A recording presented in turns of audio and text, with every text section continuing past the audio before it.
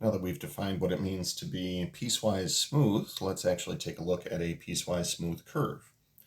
We are going to evaluate the line integral over the curve C of x plus y times dx plus xy squared dy, where C is the curve connecting negative 6, 0 to negative 2, 4 along a straight line, then connecting negative 2, 4 to 1, 1 along y is equal to x squared.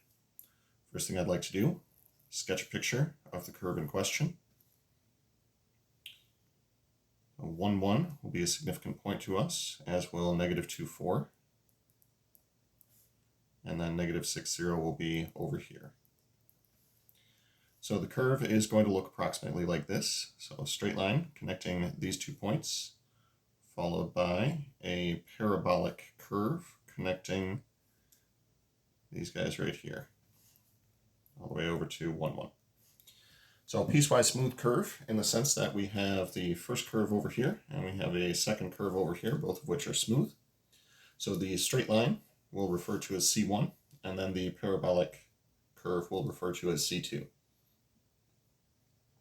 So first and foremost, with regard to what we're doing up here, what we'll do is break C up into the union of C1 and C2, so that we can break this line integral up into a line integral over the curve C1 plus the line integral over the curve C2.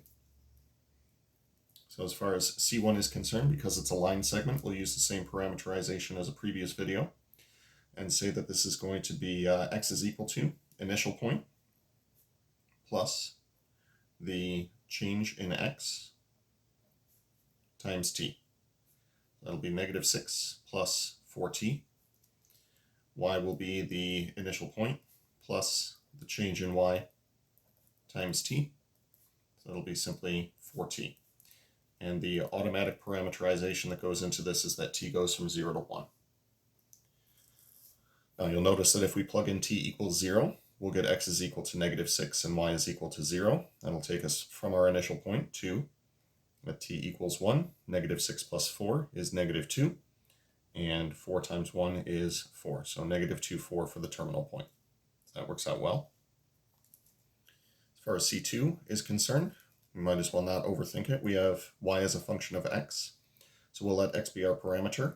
We'll let y be the function that is described, y equals x squared. Now, because x is t, if we want a range on t, that'll be the same as the range on x. So x starts at negative 2 and finds its way over to positive 1. So we'll define this as t goes from negative 2 to positive 1. So with all of that in mind, if we are going to consider the line integral over the curve C of x plus y dx plus xy squared dy, we'll break this up into the line integral over the curve C1 of x plus y dx plus xy squared dy plus the line integral over the curve C2 of x plus y dx plus xy squared dy. Then we get to actually plug in all of these quantities. So for the curve C1, the parameterization that we're using is that x is going to be equal to negative 6 plus 4t, y is going to be equal to 4t. So let's start parameterizing. Bounds on t will go from 0 to 1. X plus y is going to be negative 6 plus 4t, that's x, plus 4t, that's y. Dx will be the differential of x, so dx is going to be equal to 4 dt for the first one, plus x times y squared. So that'll be x times y squared. Y squared. For the dy, once again, that'll come from this guy right here, and dy is going to be equal to 4 dt. 4 dt. Plus, let's see if we can parameterize our other curve, C2. We've got an x, we've got a y, so x plus y. We'll have the line integral over the bounds negative 2 to positive 1. X plus y is going to be t plus t squared. Dx, in this case, will simply be 1 dt, or just dt, plus x times y squared, so that'll be t times t squared squared times dy, which will come from this guy right here. dy is equal to 2t dt. 2t dt.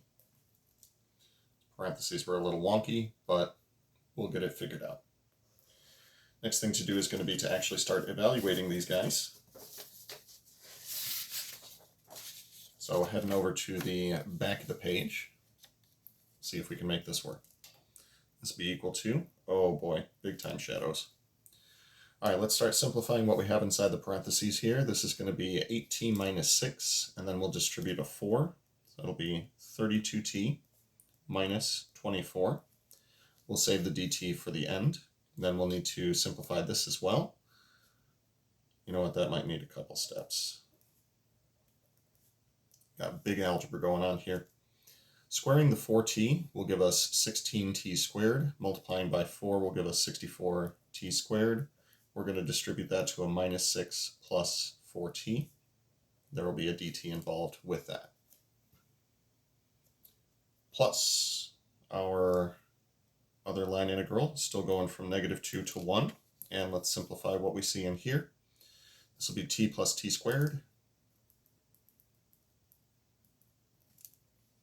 Plus, let's see, squaring the t squared will be t to the 4th, times t is t to the 5th, times 2t will be 2t to the 6th, 2t to the 6th, dt. That's going to be kind of complicated, but we'll make do. All right, now that we have everything on this page, let's not worry about the crease anymore, and let's see if we can simplify. So line integral from 0 to 1, we still have 32t minus 24. Now we get to distribute these guys as well. That'll be minus, let's see, 6 times 64, 384. So minus 384 t squared plus, let's see, 4t, 4 times 64 is 256. T squared times t will be t cubed dt. Plus, the other one is about as ready to go as it can be to be integrated.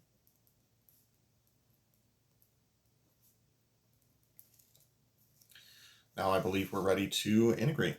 Power rule all the way through. So 32t, that'll become 16t squared. 24 will become 24t. Minus 384 divided by 3 would be 128 t cubed plus, and then 256 divided by 4 will give us 64 t to the 4th.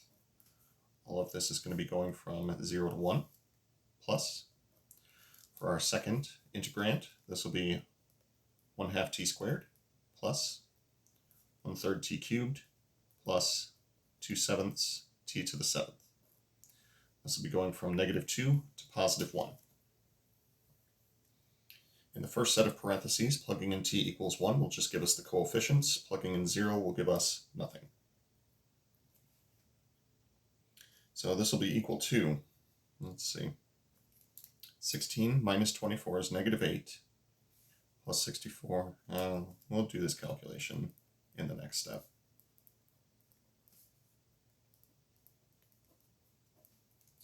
Plus. Now here's where we're going to see a little bit of an algebraic trick, where for each of the terms we'll plug in the upper bound and plug in the lower bound in one step.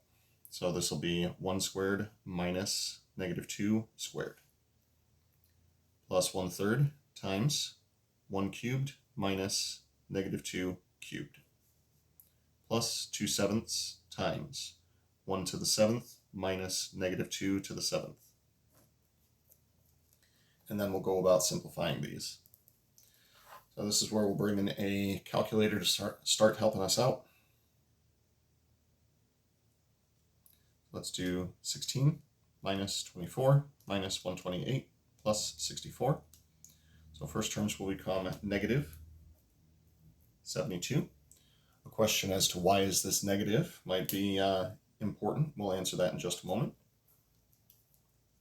1 minus 4 is going to be 3, so that'll be 3/2. Here we have 1 minus -8, that'll be +9, divided by 3 is 3. Here we have 1 minus negative 128. That'll be 129. I don't think 129 is divisible by 7. That's unfortunate. So 129 times 2 is 258 divided by 7. Seems like another good job for the calculator. So we'll take the negative 72 from the previous step, plus 3 halves, plus 3, plus 258 divided by 7. For a final answer of math, enter, enter, negative 429 over 14.